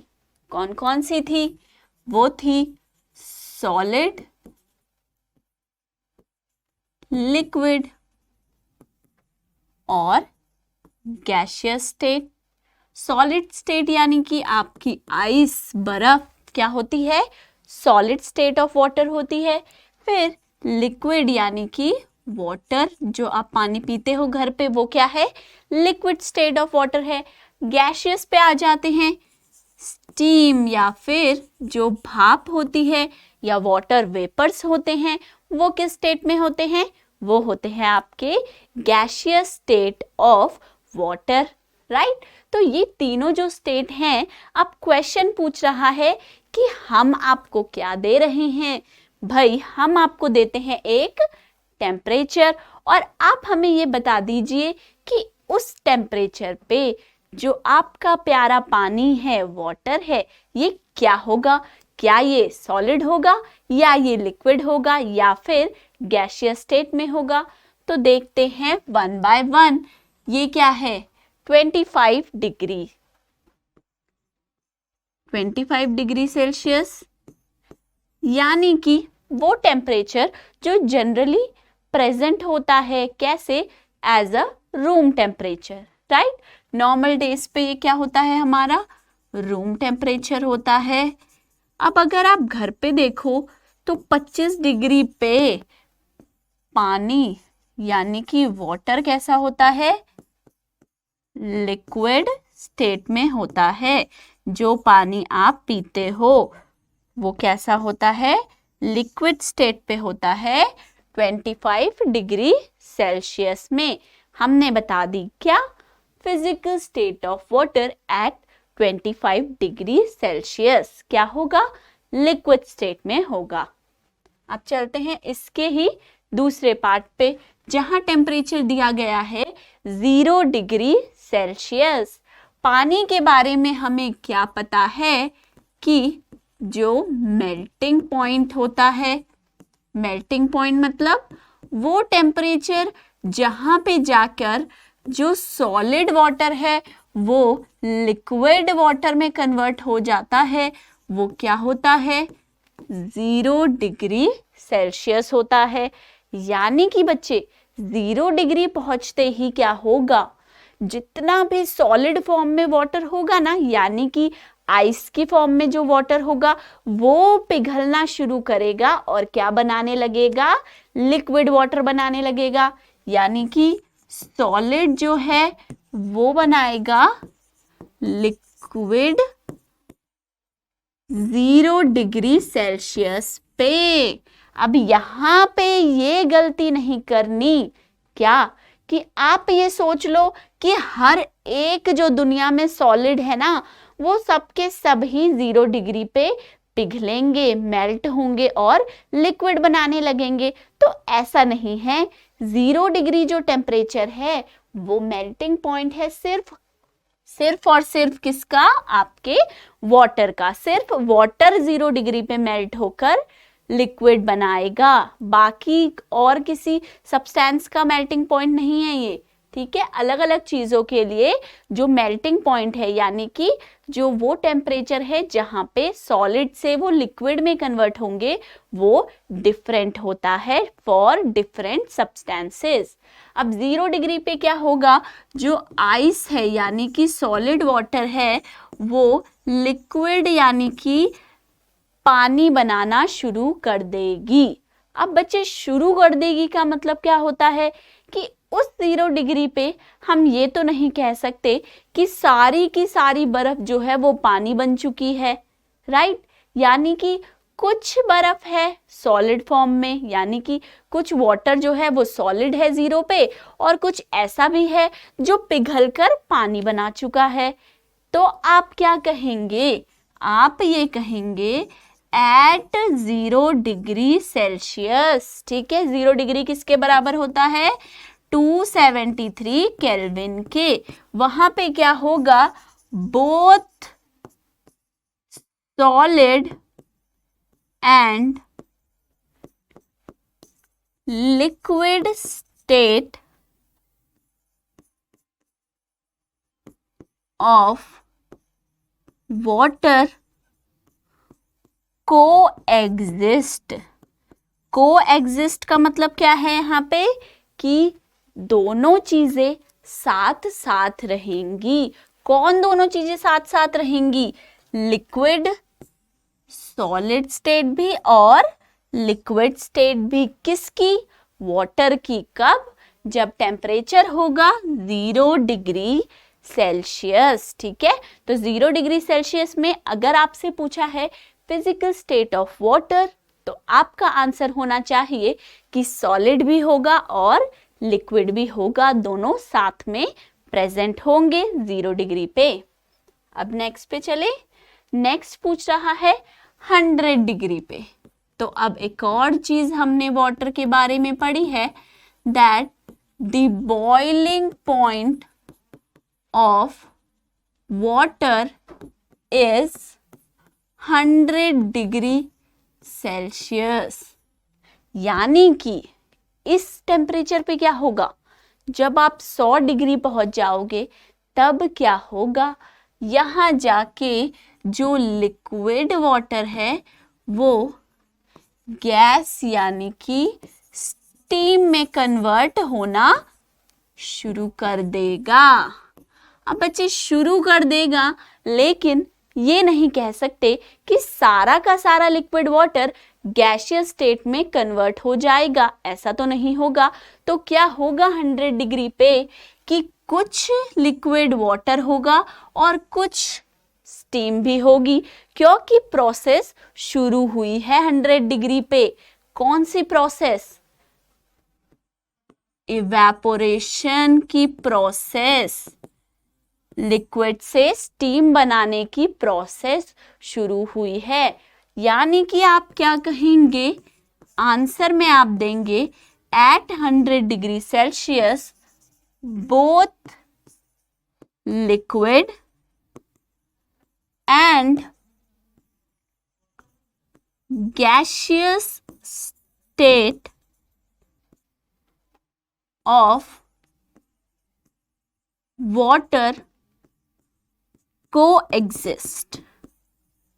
ठीक है बच्चे, 100 डिग्री पे क्या होगा, जिस तरीके से हमने देखा कि 0 डिग्री पे सॉलिड भी होगा और लिक्विड भी होगा, यानी कि सॉलिड और लिक्विड दोनों को एग्जिस्ट करेंगे वाटर के लिए, ठीक है। उसी तरीके से 100 डिग्री पे क्या होगा, लिक्विड स्टेट और गैसियस स्टेट दोनों साथ साथ को एग्जिस्ट करेंगी। कब, जब टेम्परेचर होगा 100 डिग्री सेल्सियस फॉर वाटर, ठीक है। वाटर की बात कर रहे हैं हम यहाँ पे। अब चले नेक्स्ट क्वेश्चन पे। नेक्स्ट क्वेश्चन है गिव 2 रीजन टू जस्टिफाई, यानी कि कितने रीजन देने हैं, सिर्फ 2 रीजन दीजिए हमें। किस चीज के? ए पार्ट बोलता है water at room temperature is liquid. क्यों जो पानी रूम टेम्परेचर पे है, आपके हमारे घर पे है, वो लिक्विड स्टेट में है। क्यों आप उसे बोलते हो उस पानी को कि इसकी फिजिकल स्टेट लिक्विड है, उसका हमें रीजन बताइए, वजह दो। कितनी चाहिए? केवल 2 रीजन, सिर्फ और सिर्फ 2 रीजन। तो आप क्या कहेंगे?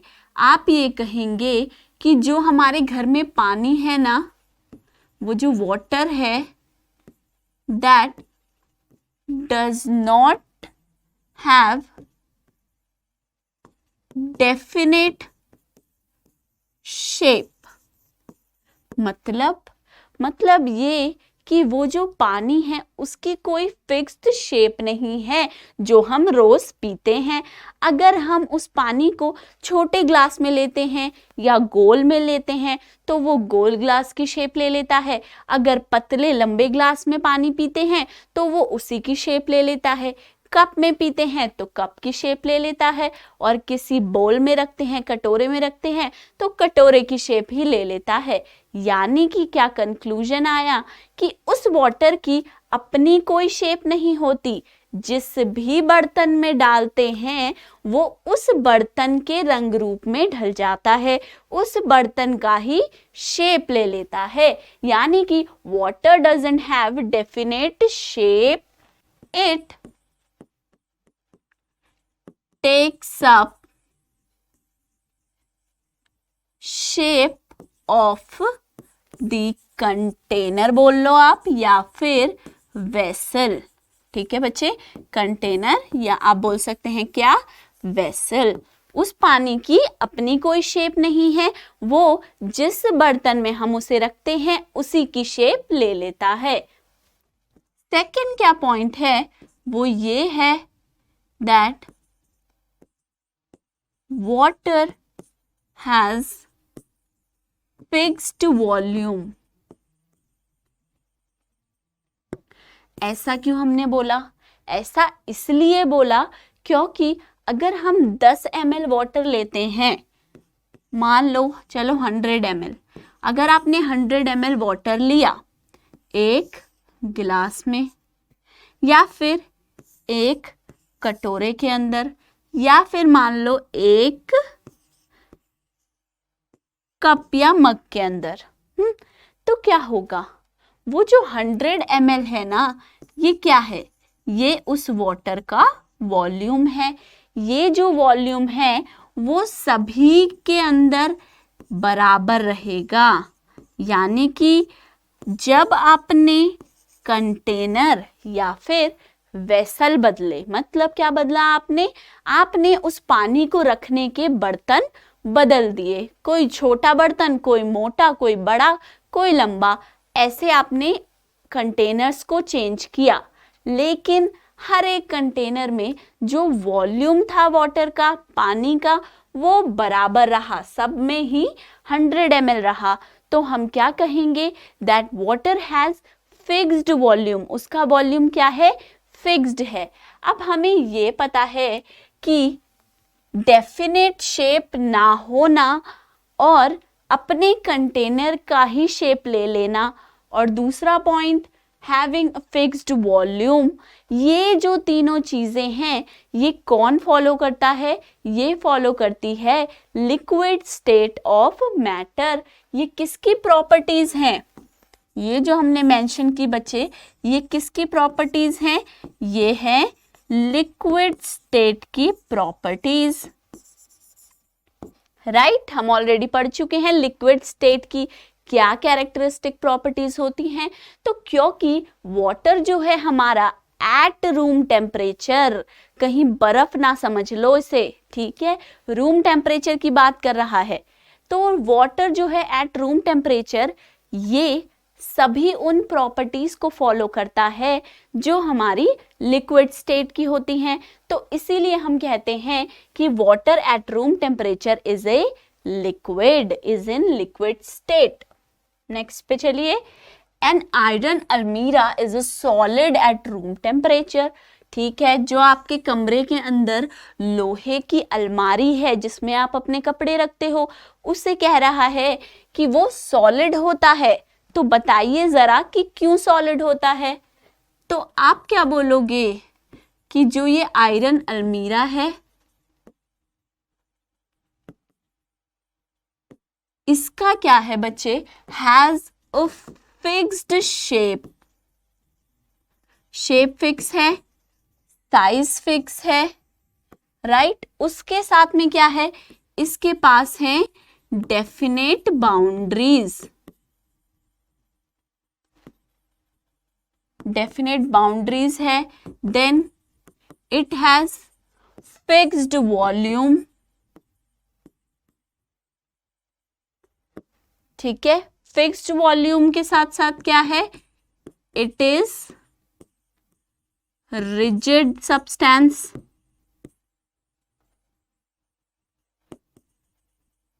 ये सब क्या है, जो हमारे घर में आयरन यानी कि लोहे की अलमारी है, उसके अंदर ये सारी प्रॉपर्टीज होती हैं। क्या होता है, वो अलमारी जो है उसकी एक फिक्स्ड शेप है, वो रोज वैसी ही दिखती है ना, लंबी सी अलमारी अपनी शेप को चेंज तो नहीं कर लेती, टेढ़ी मेढ़ी तो नहीं बन जाती, राइट। तो फिक्स्ड शेप है उसके पास, उसका साइज कि वो कितनी बड़ी है, कितनी लंबी, कितनी चौड़ी है, वो भी फिक्स है। उसका वॉल्यूम भी फिक्स है, जो जगह उसने आपके कोने में घेरे रखी है वो एक फिक्स्ड जगह लेती है, फिक्स्ड वॉल्यूम लेती है वो अलमारी।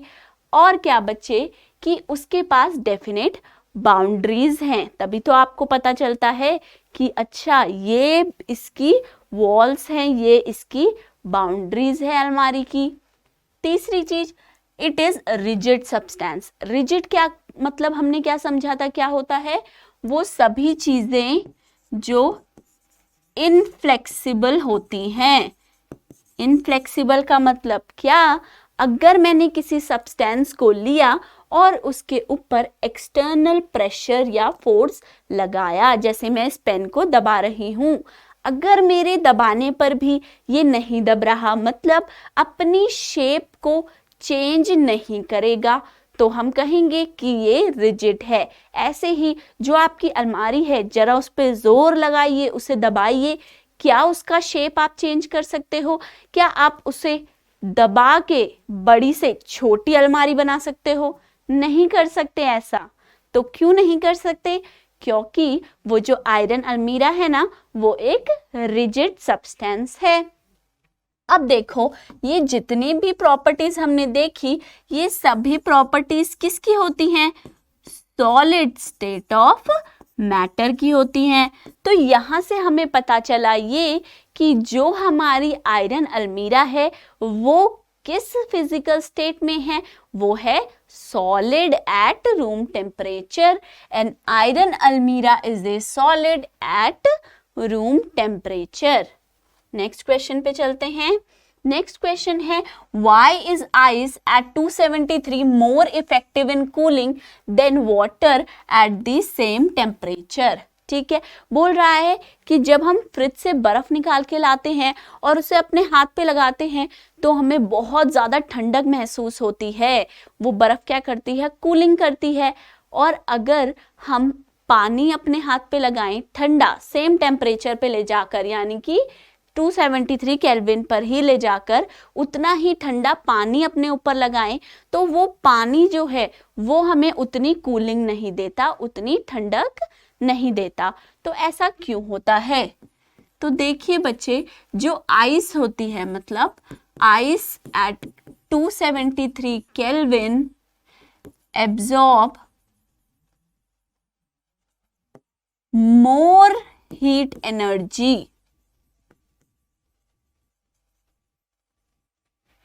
Then water at 273 kelvin.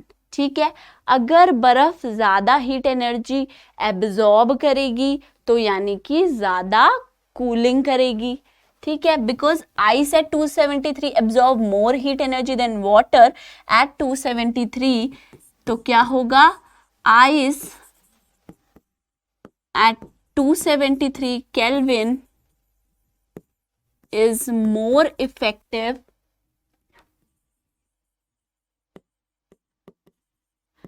in cooling than water at 273 kelvin. ठीक है बच्चे, ये तो हमने देख लिया कि बर्फ जो है वो ज्यादा हीट एनर्जी एब्जॉर्ब करती है, कहाँ से, अपने सराउंडिंग्स से, as compare to same temperature, यानी कि 273 केल्विन पर ही रखा गया पानी। अगर हीट एनर्जी ज्यादा लेगी तो ज्यादा कूलिंग करेगी, इस वजह से ही हम बोलते हैं ice at 273 kelvin more effective in cooling then water at the same temperature, उसी टेम्परेचर पे रखा गया पानी। तो समझते हैं क्यों। अगर आप लेते हो क्या बच्चे, बर्फ, ठीक है, दूसरी तरफ आपने लिया है पानी, पर क्या किया है, दोनों का टेम्परेचर सेम है, 273 केल्विन है। ठीक है, तो ये जो है पानी, ये हीट एनर्जी जो है एब्जॉर्ब करता है कम, और ये बर्फ करती है ज्यादा। क्या ज्यादा, मोर हीट एनर्जी को एब्जॉर्ब करती है। अब ऐसा क्यों होता है, ऐसा बच्चे इसलिए होता है क्योंकि जो हमारी आइस है इसके अंदर लेटेंट हीट रिक्वायर्ड है। यानी कि हमने क्या देखा था चैप्टर के अंदर, जब आइस कहाँ जाती है, आइस पिघलकर पानी बनाती है, सॉलिड से लिक्विड बनता है, तब 0 डिग्री पे क्या होता है, टेम्परेचर कांस्टेंट हो जाता है। जबकि हम लगातार हीट एनर्जी देते हैं पर टेम्परेचर नहीं बढ़ता। क्यों नहीं बढ़ता, क्योंकि वो सारी की सारी हीट एनर्जी एक छुपी हुई हीट एनर्जी के रूप में आइस के पार्टिकल्स के अंदर जाती है, उनके बीच के फोर्स ऑफ अट्रैक्शन को तोड़ने के लिए। ठीक है, तो इसीलिए ही क्या कर रहे हैं, जो आइस है वो क्या करती है, requires latent heat of fusion. अब ये जो लेटेंट हीट होती है, जिसे हम हिडन हीट एनर्जी यानी कि छुपी हुई हीट एनर्जी भी बोलते हैं, ये किस काम आती है, ये काम आती है आइस पार्टिकल्स के बीच के फोर्स ऑफ अट्रैक्शन को तोड़ने के लिए, ब्रेक करने के लिए। यानी कि ice require latent heat of fusion to break force of attraction between its particles। ठीक है, तो अपने पार्टिकल्स के बीच में जो फोर्स ऑफ अट्रैक्शन है उसको तोड़ने के लिए आइस को चाहिए होता है एक्स्ट्रा हीट अमाउंट, ज्यादा हीट चाहिए होती है।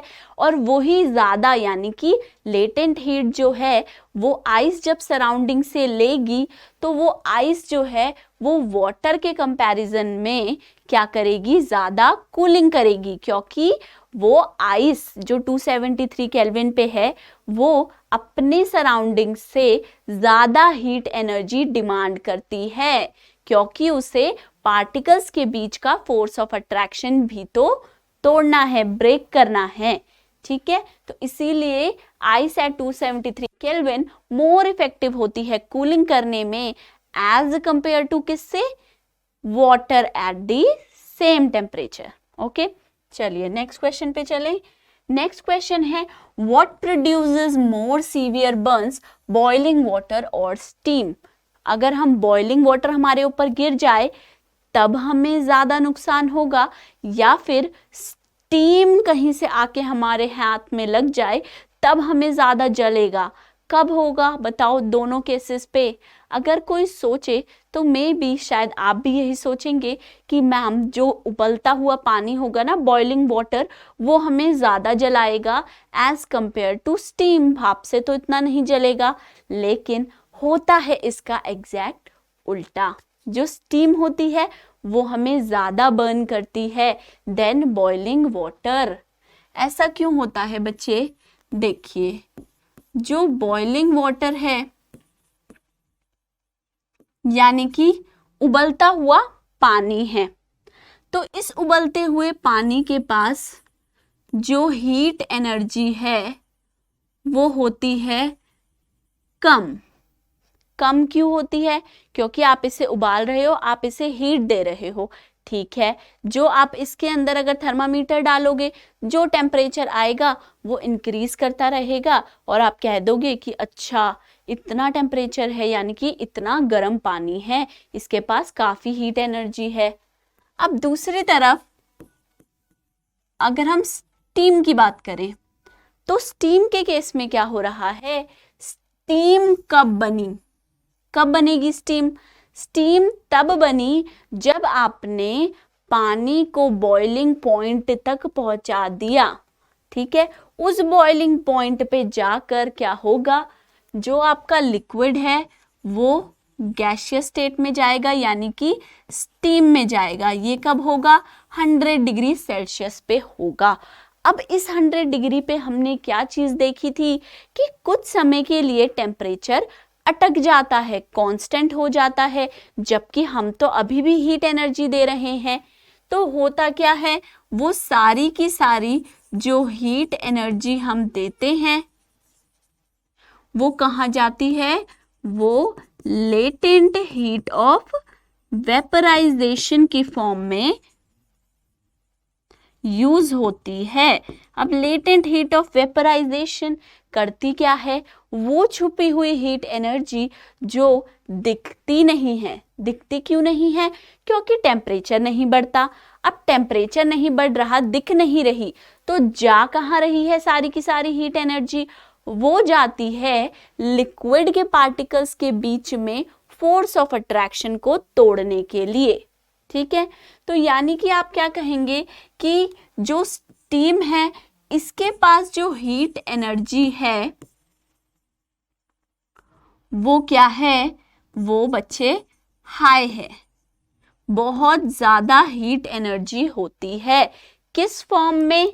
क्योंकि इसके पास लेटेंट हीट भी है, एक छुपी हुई एनर्जी, छुपी हुई हीट एनर्जी भी है इसके पास। इस बॉइलिंग वाटर के पास तो उतनी ही हीट एनर्जी है जितनी ये दिखाता है। किस फॉर्म में? टेम्परेचर की फॉर्म में, ठीक है। लेकिन इस स्टीम के पास जो है हीट एनर्जी जो ये दिखा रहा है, असल में अंदर से वैसा बिल्कुल नहीं है। कुछ ऐसी बात है जो इसने अपने अंदर छुपाई हुई है। वो हिडन हीट एनर्जी क्या कहलाती है? Latent heat energy. वो इस स्टीम के अंदर छुपी हुई है। तो आप क्या कह सकते हो? आप ये बोल सकते हो due to the presence of latent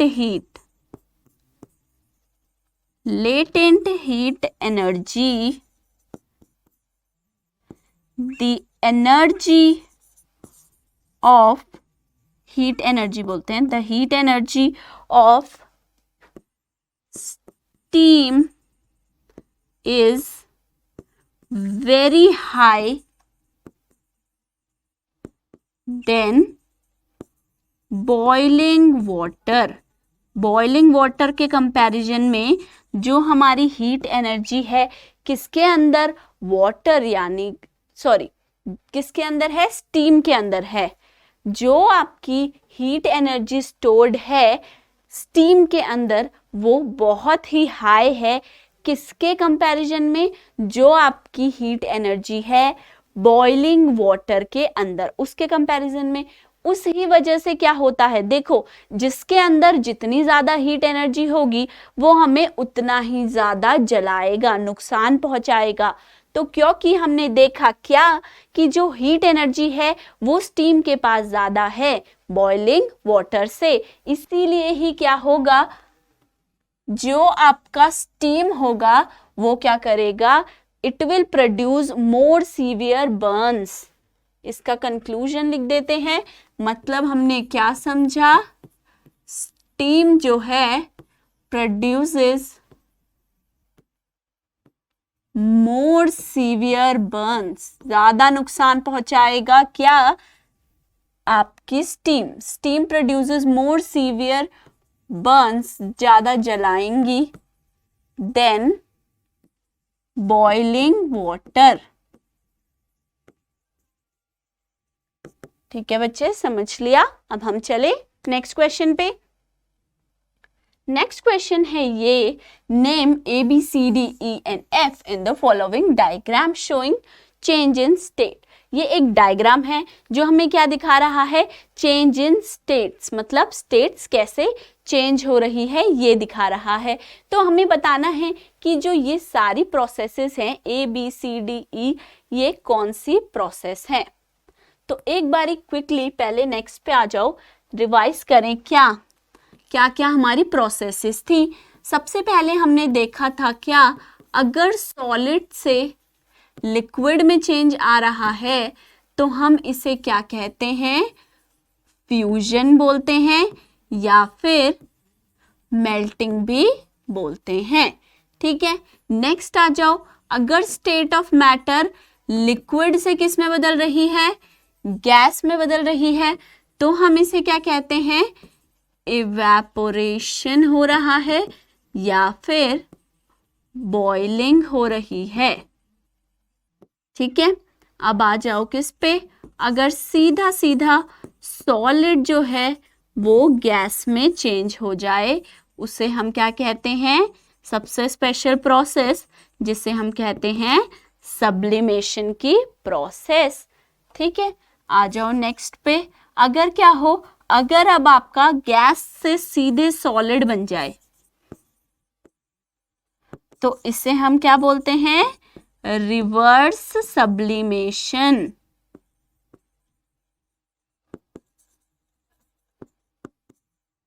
ठीक है, क्या है, सब्लिमेशन का उल्टा है, सॉलिड से गैस जा रहा है सब्लिमेशन में, रिवर्स ऑफ सब्लिमेशन में गैसियस स्टेट से सॉलिड स्टेट आ गया। फिर क्या है, अगर आपका जो है गैस से लिक्विड स्टेट में कन्वर्जन हो जाए तो हम उसे क्या कहते हैं, कंडेंसेशन की प्रोसेस। ठीक है, और अगर आपका लिक्विड से सॉलिड कन्वर्जन हो जाए तो हम क्या कहते हैं, फ्रीजिंग। ओके, अब चलते हैं, ये सारी प्रोसेसेस के नाम पता चल गए। अब अपने क्वेश्चन पे आ जाओ। ये था क्वेश्चन, देखिए सबसे पहले क्या हो रहा है, ए देखते हैं, सॉलिड स्टेट से लिक्विड स्टेट में जा रहा है, तो आप कहोगे ए क्या है, ए में हो रही है मेल्टिंग, और दूसरा नाम क्या, फ्यूजन, जब सॉलिड से लिक्विड बन जाए। फिर आ जाओ बी पे, बी में क्या हो रहा है, लिक्विड से गैस में जा रहा है, तो आप कहोगे बी में इवेपोरेट हो रहा है, इवेपोरेशन हो रही है या फिर बॉइलिंग हो रही है। ठीक है, अब सी में आ जाओ, अगर गैस से लिक्विड आ जाए तो इसे हम क्या कहते हैं, कंडेंसेशन की प्रोसेस। अब डी पे आ जाओ, अगर लिक्विड से सॉलिड जा रहा है तो हम कहते हैं फ्रीजिंग। ठीक है, फ्रीजिंग की प्रोसेस। अगर सॉलिड से सीधा गैसियस स्टेट में आ रहा है तब हम कहेंगे सब्लिमेशन की प्रोसेस हुई है। ठीक है। और अगर सीधा गैसेस से सॉलिड जा रहा है तो हम इसे सिंपली सब्लिमेशन भी कह सकते हैं या फिर हम इसे रिवर्स सब्लिमेशन भी बोल सकते हैं। ठीक है बच्चे, तो ये क्या हो गया, कौन कौन सी प्रोसेसेस हो रही हैं, ABCDENF, हमने उनके नेम्स उनको दे दिए। इसी के साथ बच्चे जो हमारा फर्स्ट चैप्टर है ना, मैटर इन आवर सराउंडिंग्स, ये हो जाता है कंप्लीट।